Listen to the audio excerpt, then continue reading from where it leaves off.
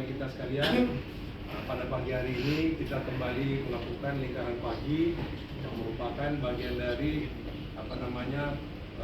akhlak, sosialisasi nilai tata nilai akhlak.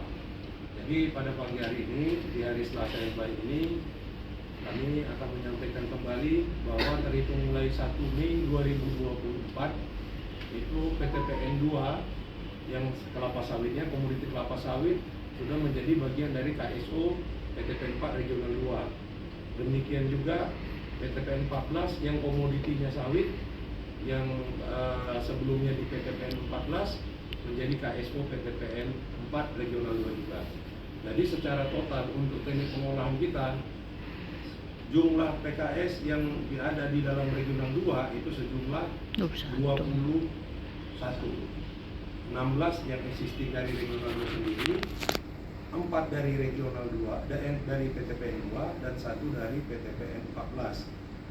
Berarti 21. Sementara total PKS pabrik kelapa sawit yang ada di PTPN Holding yang di Indonesia itu jumlahnya 65 atau 64. Berarti secara tidak langsung populasi PKS di holding ini sepertiganya ada di Regional 2. Jadi Bapak Ibu, kemarin juga sudah dilihat juga, sudah ada yang dari ex-PTPN 2 yang kemarin sudah membawa dokumen juga.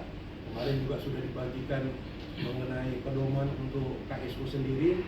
Tentu ini menjadi semangat bagi kita yang sudah kemarin menjadi kewajiban kita untuk menyelesaikan semua kebutuhan teknik pengolahan di Regional 2 ini bertambah lagi.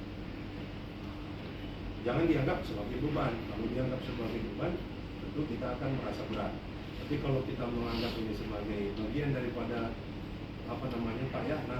perbaikan atau transformasi perusahaan kita untuk menjadi lebih besar, nah ini akan menjadi juga bagi kita, menjadi semangat. Dan paling tidak kita di dalam masa transisi ini, Bu Dena dan kawan-kawan yang sudah lebih dahulu di Kepol ini masih sempat membidani bagaimana proses transisi tadi. Pasti nggak ada yang mudah, Bapak Ibu. Tapi bagaimana caranya kita membuat skema-skema atau kiat-kiat kerja supaya pekerjaan kita lebih cepat, lebih efisien, dan mudah-mudahan apa yang menjadi target kerja kita hari ini jangan sampai diselesaikan besok, sehingga tidak menjadi menumpuk. Ya, seperti di bagian infrastruktur pabrik kemarin Pak Adianto sebelum berangkat screening itu menyampaikan ada kendalanya mengenai pembuatan RAB. Nah, ini disiasati saja. Disiasatilah, ada di bagian mesin instalasi juga yang memang mental-mental juru gambar.